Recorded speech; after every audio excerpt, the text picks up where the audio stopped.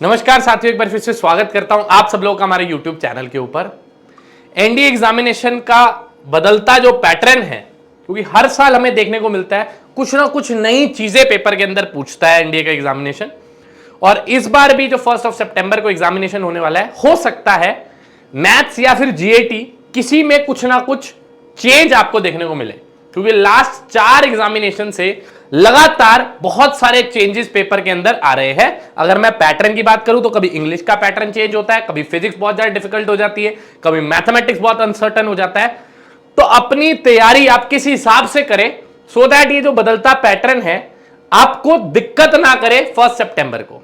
तो जितनी भी बातें इस वीडियो के अंदर मैं बताऊंगा आप ध्यान से सुनना, और क्या है इसकी सच्चाई, क्योंकि बहुत सारी जगह पर बहुत सारी वेबसाइट्स हैं, बहुत सारे वीडियोस हैं जिसके ऊपर सेम टॉपिक के ऊपर डिस्कशन चल रहा है, बट एक्चुअली में जो सच्चाई है इसके पीछे की वो आज इस वीडियो के थ्रू मैं बताना चाहता हूं। ध्यान से मेरी बात समझना। मैं मैथ्स का टीचर हूं, तो मोस्ट प्रोबेबली मैं आपको इस वीडियो के अंदर सारी चीजें मैथ्स के रिलेटेड बताऊंगा, और बहुत जल्दी हमारे जो जीएटी के एक्सपर्ट है, जो टीचर है, वो आपके साथ जीएटी को लेकर ये जो बदलता पैटर्न है उसके ऊपर एक वीडियो लेके आएंगे। देखिए, मैथमेटिक्स के अंदर सबसे पहले मैं स्टूडेंट को एक छोटी सी राय देना चाहता हूं, क्योंकि पेपर का बदलता पैटर्न है और वो बदल भी रहा है ना, तो अलजेब्रा के अराउंड बदल रहा है जी। अगर आप चीजें देखेंगे तो complex number, quadratic equation, binomial theorem, matrix determinant, जितने भी अलजेब्रा बेस्ड चैप्टर है, जो छोटे चैप्टर है, उसके अंदर सवालों का जो लेवल है धीरे धीरे अपवर्ड सेक्शन के अंदर जा रहा है। दो उन चैप्टर्स की वेटेज बहुत कम है, बट सिलेबस उनका बहुत वास्ट है।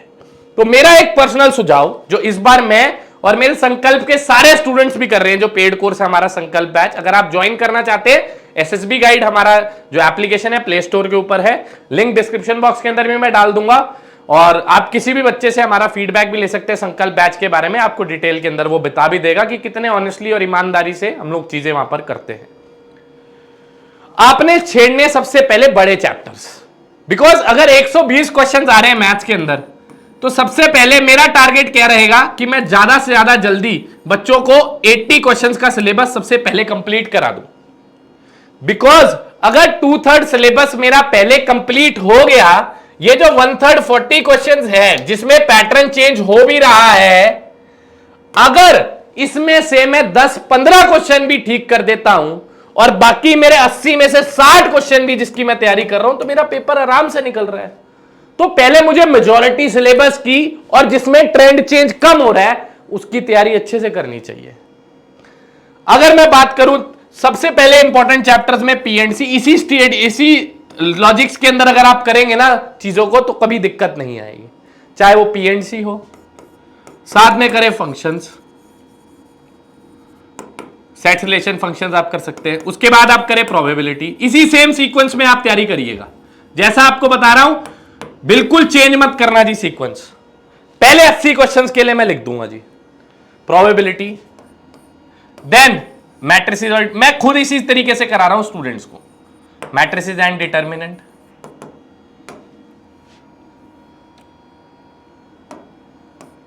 देन स्टैटिस्टिक्स,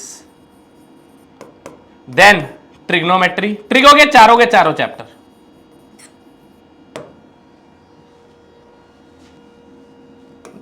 देन अगर हम कैलकुलस की बात करें तो limit, continuity, differentiability,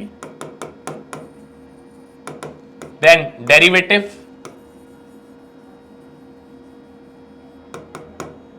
then AOD. और अगर इस बार आपके एग्जामिनेशन में आपने देखा हो तो डिफरेंशियल इक्वेशन और इनडेफिनेट इंटीग्रल की बहुत ज्यादा वेटेज है, तो हम लोग पहले इनडेफिनेट इंटीग्रेशन करेंगे फिर डिफरेंशियल इक्वेशन।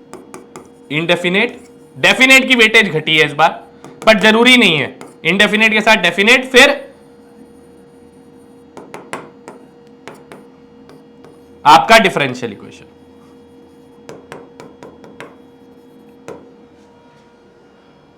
उसके बाद साइमल्टेनियसली तो आप फंक्शन ये चलाते रहेंगे कैलकुलस, बचता है हमारा ज्योमेट्री का पोर्शन, वो लास्ट के दिनों में कर सकते हैं आप।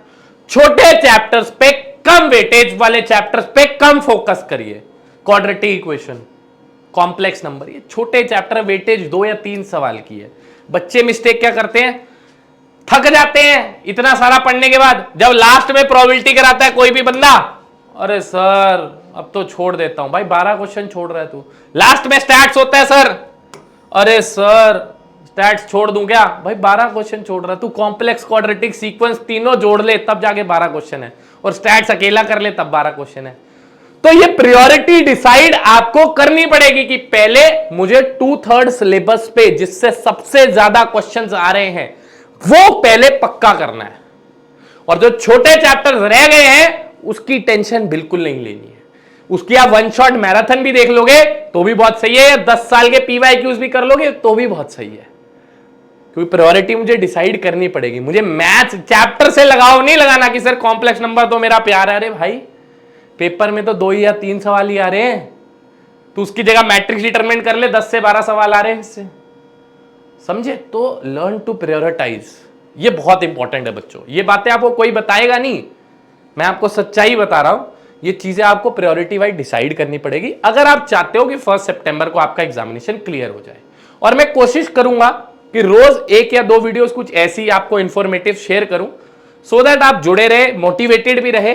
क्योंकि बहुत सारे बच्चों का ऐसा मानना रहता है कि अगर वो हल्का सा भी पाथ से डेविएट हो जाते हैं ना तो उनका पढ़ने का मन नहीं करता बिल्कुल भी एनडीए का। तो रोज आपको मेरी शक्ल नजर आएगी तो शायद आप में अंदर एक मोटिवेशन जरूर बनी रहेगी कि यार ये आदमी रोज चिल्ला रहा है तो शायद इसकी बात मैं मान लूं।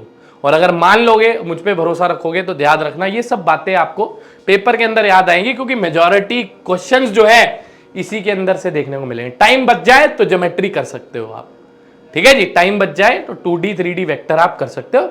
बाकी ये कॉम्प्लेक्स क्वाड्रेटिक सेट्स रिलेशन ये आप छोड़ भी सकते हो लास्ट के अंदर, सीक्वेंस सीरीज, तो भी मेरे हिसाब से इतनी कोई बड़ी बिग डील नहीं है यहां पर। बट अगर इनको पहले कवर करोगे, अगर उन चैप्टर्स को पहले कवर कर लिया मेरे दोस्त, फिर दिक्कत है।